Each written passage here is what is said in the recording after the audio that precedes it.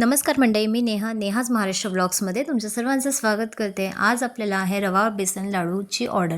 तर हे लाडू इतके सुंदर होतात आणि चविष्ट लागतात ना, जरासुद्धा टाळूला चिकटत नाहीत खाताना। तर आपण रेसिपीला स्टार्ट करूयात।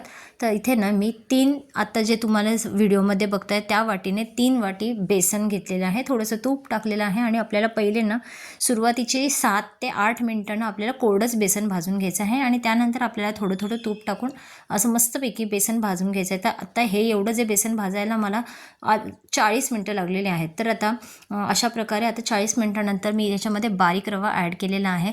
तर आता 3 वाटी बेसन घेतलं होतं, तर इथे आपण 3 वाटी बारीक रवा घेणार आहोत। प्रमाण खूप सोपं आहे।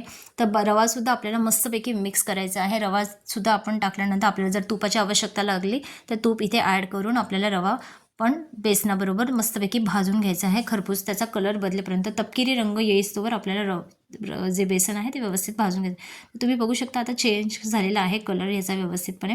मी गॅसची फ्लेम बंद केलेली आहे आणि आता गरम कढई असल्यामुळे आपण असंच थोडंसं पहिली 5 ते 7 मिनटं मी हलवून घेत आहे कढईमध्ये। तर मला एवढं 3 वाटी रवा 3 वाटी बेसन भाजायला बरोबर 1 तास आणि वरती 5 मिनटं लागलेली आहेत।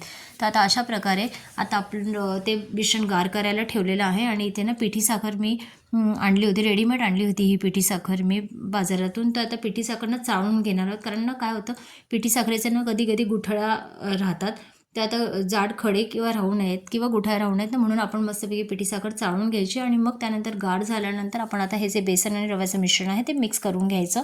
थोडीशी इथे आपण वेलची पूड घातलेली आहे आणि अशा प्रकारे आता सगळं मिश्रण एकजीव करून आपण आता लाडू गोळा करून बघू। तर आता बघा, एक छोटासा लाडू करून बघितला, लाडू व्यवस्थितपणे तयार झाले आहेत। अशाच प्रकारे आपण व्यवस्थितपणे सगळे लाडू करून घेणार आहोत। तर आता एवढ्या साहित्यामध्ये आपले बरोबर एक 27 ते 28 लाडू मीडियम साईजचे होतात।